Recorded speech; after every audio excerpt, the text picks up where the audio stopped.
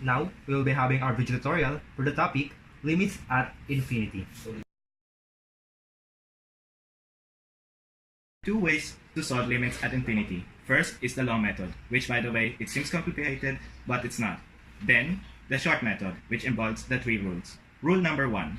If the exponent of the leading coefficient of the denominator is greater than the exponent of the leading coefficient of the numerator, then the limits will be 0. This is written as mx raised to a over nx raised to b.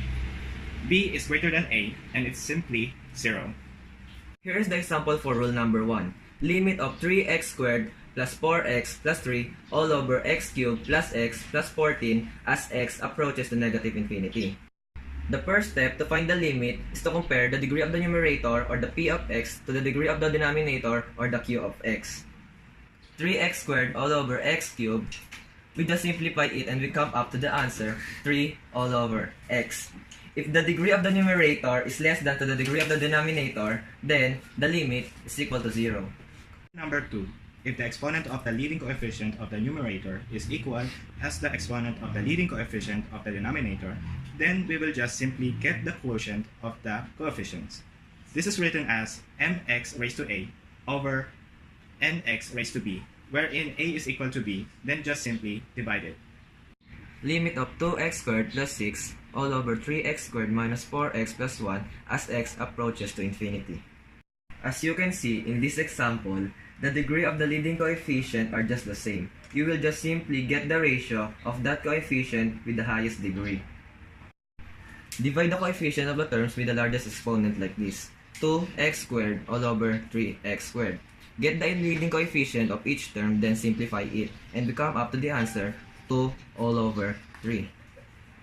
Number 3. If the exponent of the leading coefficient of the numerator is greater than the exponent of the leading coefficient of the denominator, we have to divide the coefficients and use the power rule of infinite limits. This is written as mx raised to a all over nx raised to b, wherein a is greater than b. Simply get the quotient, then use power rule of infinity limits.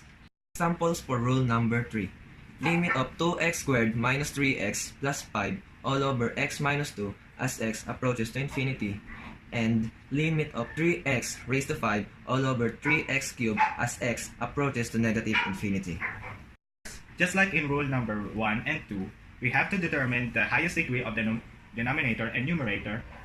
Then 2x squared all over x is the highest degree. Therefore, we must divide it, and this can be written as 2 all over 1 multiplied by x squared all over x. It is simply 2x. We came up in this answer. We simply divide x squared all over x, which is x, and 2 all over 1, which is 2. Substitute the infinity, and the answer is infinity.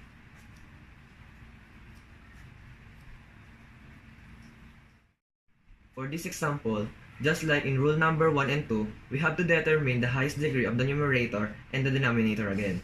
3x raised to 5th all over 3x cubed is the highest degree. Therefore, we must divide it, and this can be written as 3 all over 3 multiplied by x raised to 5 all over x cubed is equal to x squared.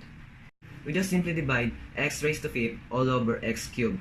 The answer is x squared. Then, 3 all over 3, which is 1. Then, we must substitute the given infinity, which is negative infinity, to x. Negative infinity squared. And we came up to the answer, positive infinity.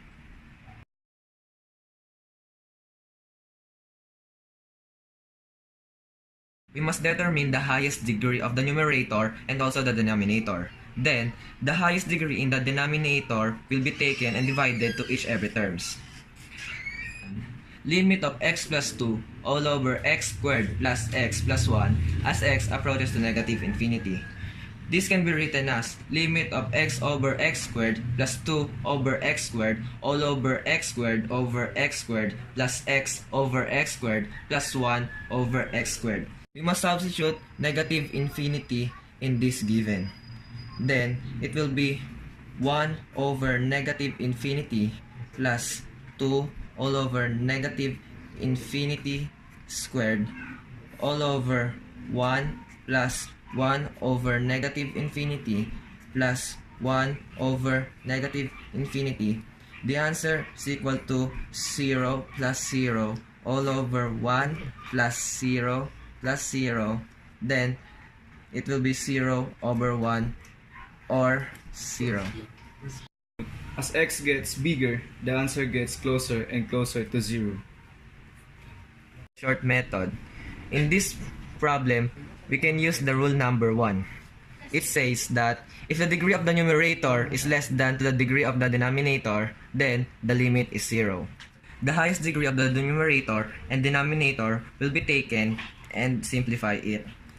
In this given problem, we must take x and x squared. Then, we just simplify it and the answer will be 0. Limit of 3x cubed all over 3x squared as x approaches to negative infinity. This can be written as limit of 3x cubed over x squared all over 3x squared over x squared. Just like we did before, the denominator will be taken and divided to each every terms. Just like this. X cubed divided by x squared is equal to x, and x squared will be just cancelled out. Then the answer is limit 3x all over 3.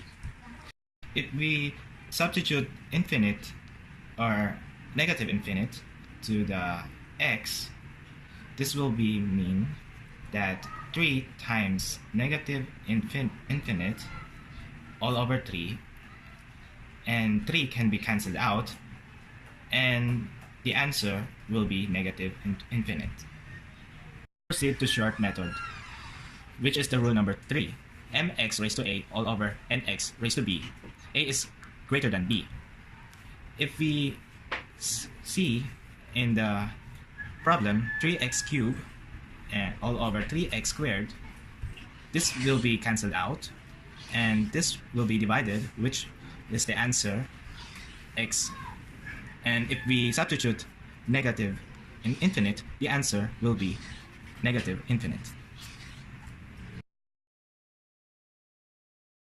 For our third problem, the rational function will be limit of square root of 2x squared plus 3 all over 2x plus 3 as x approaches negative infinity is equal to blank, of course.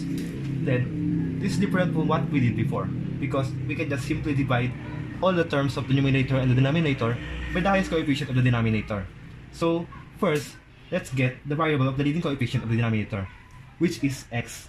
So, x here. Then, like what I've said before, we need to divide all the terms of the numerator and denominator by the leading coefficient of the denominator. But in this case, since radicals make the 2x squared plus 3 as one term, what we need to do is to make x a fraction form. So this one, x will be 1 over x, and of course to make us able to multiply or just simply divide the square radical or the square root of 2x squared plus 3 by the leading coefficient of the denominator, we need to make it a radical also. So the form will be limit of square root of 1 over x squared times square root of 2x squared plus 3 all over 1 over x times 2x plus 3. I think you'll be confused with these two, because 1 over x is a rational and then square root of 1 over x squared is a radical. But they are just equal, because the square root of 1 over x squared is as equal as 1 over x. So that's just a proportional.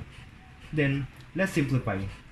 We will distribute 1 over square root of 1 over x squared to square root of 2x squared plus 3. So the answer will be square root of 2x squared all over x squared plus 3 or over x squared. Then let's distribute 1 over x to 2x plus 3. Then the answer will be 2x over x plus 3 over x.